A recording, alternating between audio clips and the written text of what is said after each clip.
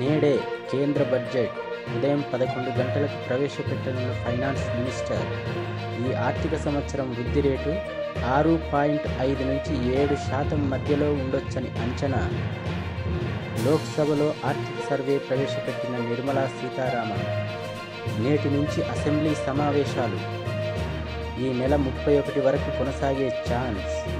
25న ఉభయ సభల్లో బడ్జెట్ సమావేశాలకు కేసీఆర్ హాజరవుతున్నట్టు పార్టీ వర్గాల వెల్లడి.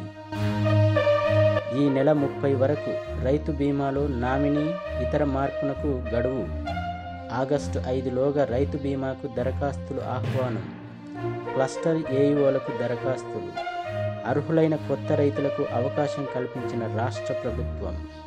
మేం విడిగా కూర్చుంటాం, స్పెషల్ సీటింగ్ ఏర్పాటు చేయించండి. బీఆర్ఎస్ నుంచి కాంగ్రెస్లో చేరిన ఆ 10 మంది ఎమ్మెల్యేలు స్పీకర్కు రిక్వెస్ట్. 2 పార్టీలకు సమదూరంగా ఉంటామని విజ్ఞప్తి. నిర్ణయం వెల్లడించని సభాపతి. ఆరోగ్య ప్రాప్తిరస్తు. ఆరోగ్యశ్రీ ప్యాకేజీల ధరల పెంపు. 1375 చికిత్సలకు వర్తింపు.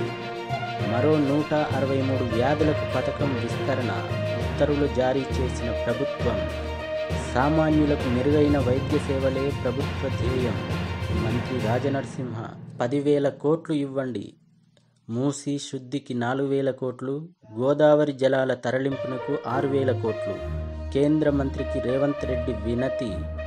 దివ్యాంగుల రిజర్వేషన్లపై కామెంట్ చేసిన స్మితా సబర్వాల్ గురించి ఐఏఎస్లలో చర్చ. ఓపెన్గా రియాక్ట్ కావడానికి విముఖత. ఆమెకు సపోర్ట్ ఇవ్వొద్దనే భావనలో పలువురు ఐఏఎస్లు. 24 గంటల్లో వ్యాఖ్యలు వెనక్కి తీసుకోవాలని CSB IAS academy chairperson Balalatha demand. క్షమాపణలు చెప్పాల్సిందేనన్న తమ్మినేని వీరభద్రం. ఈ నెల ఆఖరున 2వ విడత రుణమాఫీ. మొదటి విడతలో 17,877 ఖాతాల్లో సాంకేతిక సమస్యలు. రాష్ట్రానికి సమాచారం ఇచ్చిన ఆర్బీఐ.